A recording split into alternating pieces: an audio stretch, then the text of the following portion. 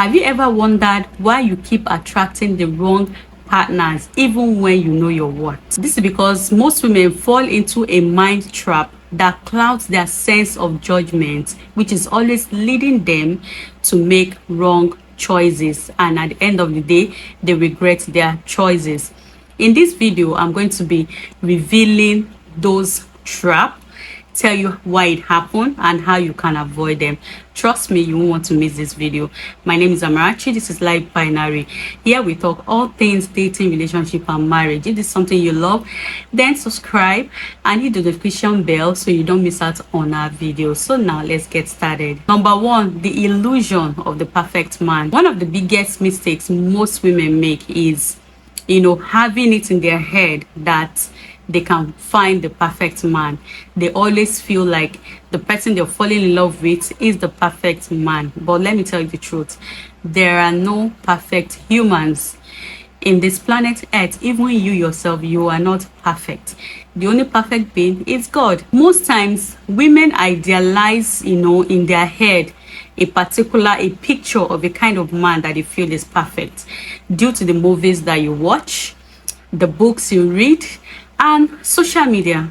In fact, social media is what has made a lot of people feel that there's something called perfect marriage, perfect relationship, perfect man. To not be deceived, there are no perfect man. So instead of focusing on finding a perfect man, look out for someone that aligns with your value, someone that you feel you can grow together.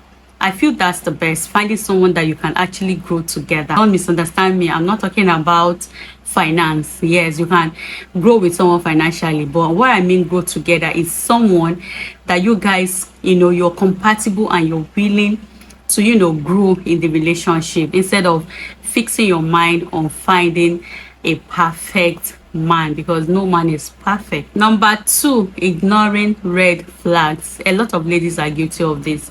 Even when you see all those red flags staring at you in your face, you give excuses for him. You ignore because you feel that, oh, it's a new love. Perhaps you're just coming out of a broken relationship, a heartbreak, and you feel because one person broke your heart, then you easily find someone easily that will validate your feelings and all of that. And because of that, you see the red flag in the person and you ignore it because it's a new love. Before you know it, it keeps growing and the person will never change. And before you realize it, it's already too late.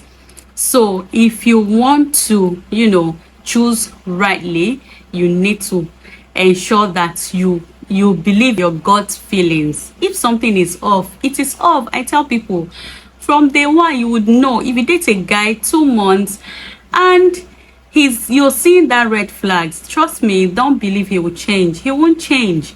Human beings hardly change. Yes, people can grow and adjust in certain ways based on their own willingness, not because you are going to change them. You won't change them.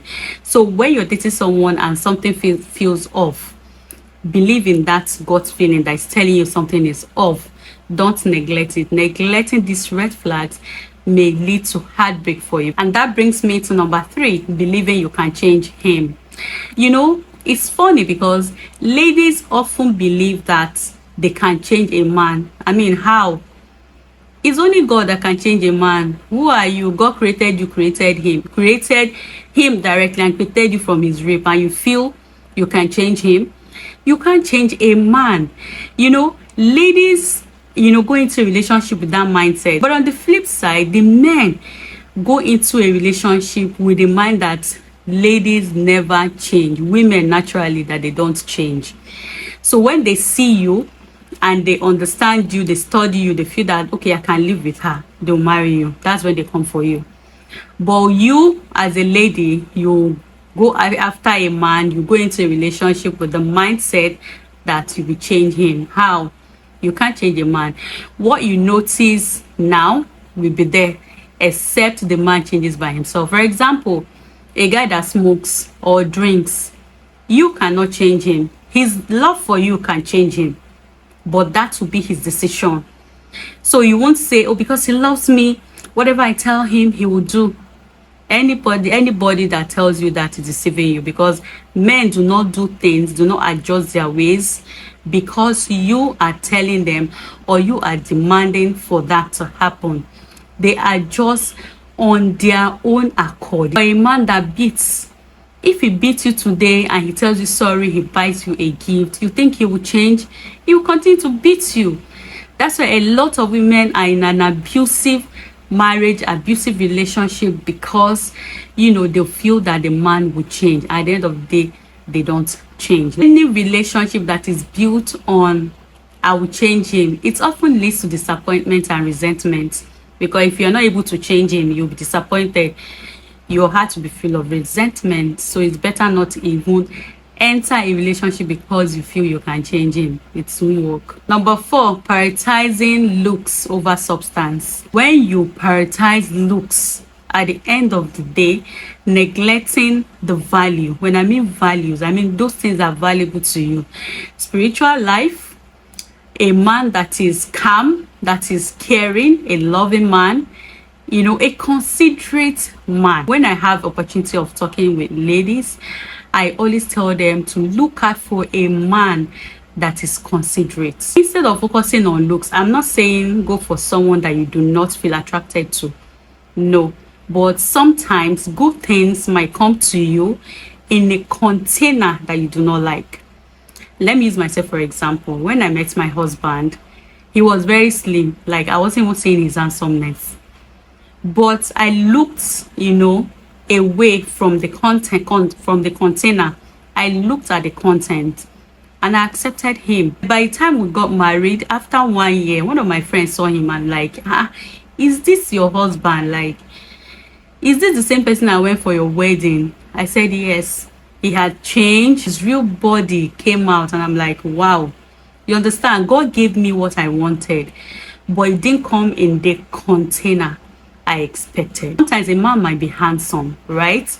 But sometimes most men, their handsomeness comes out in marriage. So instead of you focusing on, oh, he must be handsome, focus on the value inside of him. It is very important. Number 5, listening to others more than yourself. A lot of ladies are guilty of this. Like, most times we seek validations, we don't get to listen to ourselves, what you really want. Sometimes your friends, your families, all of their opinions may cloud your own sense of reasoning and your sense of judgment. If you're to follow what people tells you and the advice they will give you when you tell them this is the kind of person you want to get married to, at the end of the day, it might make you to choose the wrong person, and it might even make you to break up with the right person for you. So you need to take your time, reflect on what you really want. If this person you're talking about aligns with your values, aligns with your dreams and all of that, then why do you need to listen to someone?